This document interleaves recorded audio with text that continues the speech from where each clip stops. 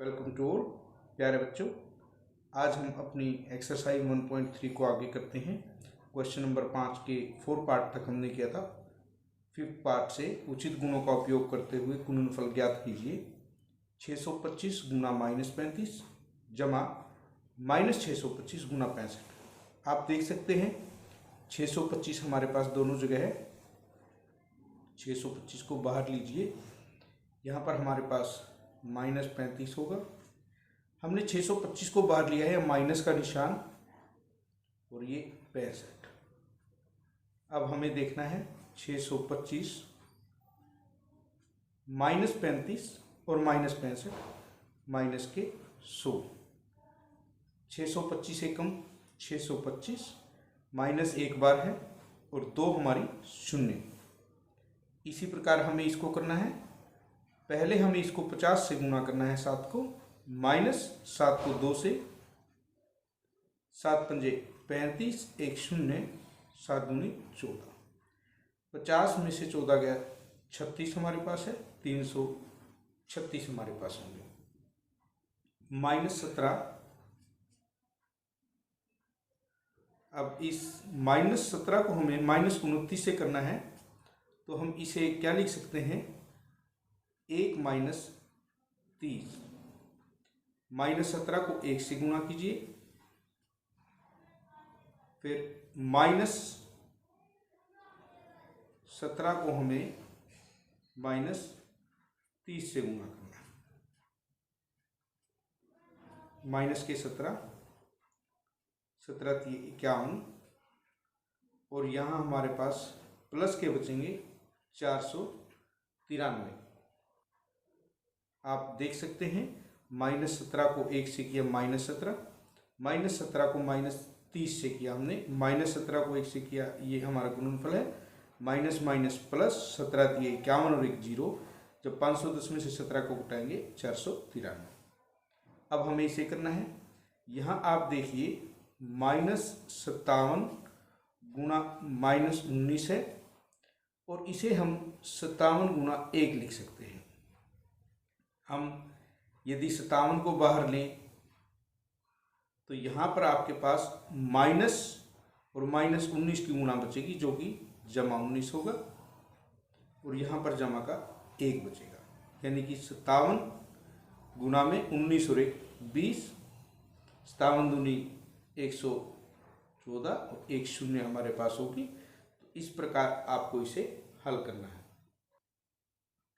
उसके बाद हमारे पास है किसी हिमीकरण यानी ठंडा करने की प्रक्रिया में कमरे के तापमान को 40 डिग्री से 5 डिग्री सेल्सियस प्रति घंटे की दर से कम करने की आवश्यकता है। जैसे हम कमरे में एसी चलाते हैं, उससे हमारा कमरा ठंडा होता है।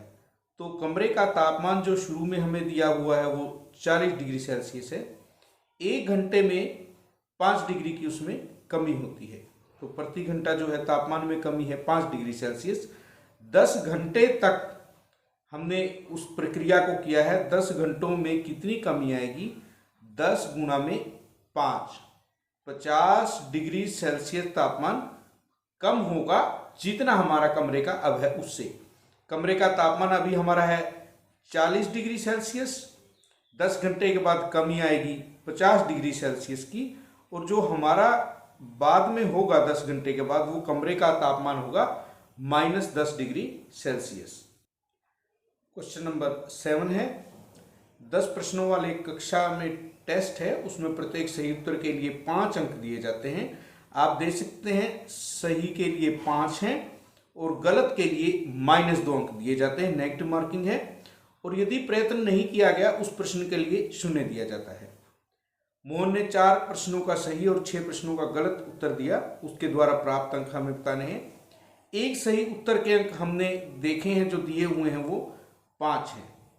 तो 4 सही उत्तर उसने दिए हैं, तो उसके अंक हुए 4 गुना 5 20।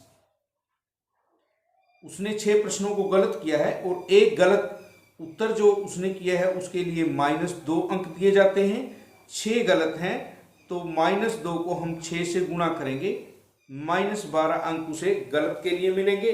तो 4 सही और 6 गलत उत्तरों के कुल अंक क्या होंगे, 20, सही के और -12 गलत के।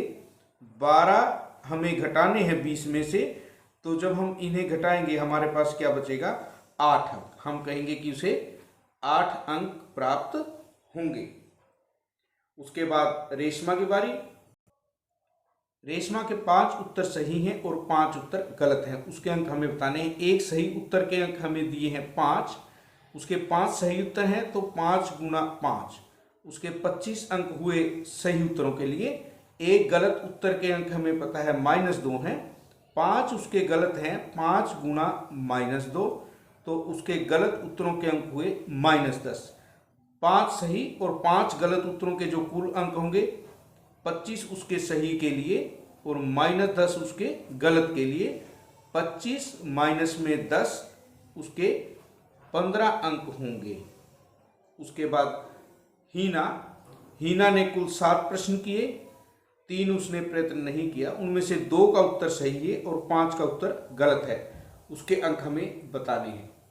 तो इसके लिए सबसे पहले हम सही उत्तरों के अंक लिखेंगे। हमें 5 दिए हुए हैं, 2 प्रश्नों के उसने सही उत्तर दिए हैं, तो 2 गुना 5, सही के लिए उसे 10 अंक मिलेंगे। एक गलत उत्तर के अंक -2 हैं, उसने 5 गलत किए तो 5 गुना -2, गलत के लिए उसे -10 मिलेंगे। 2 सही और 5 गलत के कुल अंक जो होंगे उसके, ये सही के और ये गलत के, जब हम इनका जोड़ करेंगे 10 घटा 10 वो 0 होगा। तो हीना को 0 अंक प्राप्त होंगे। आज के लिए इतना ही।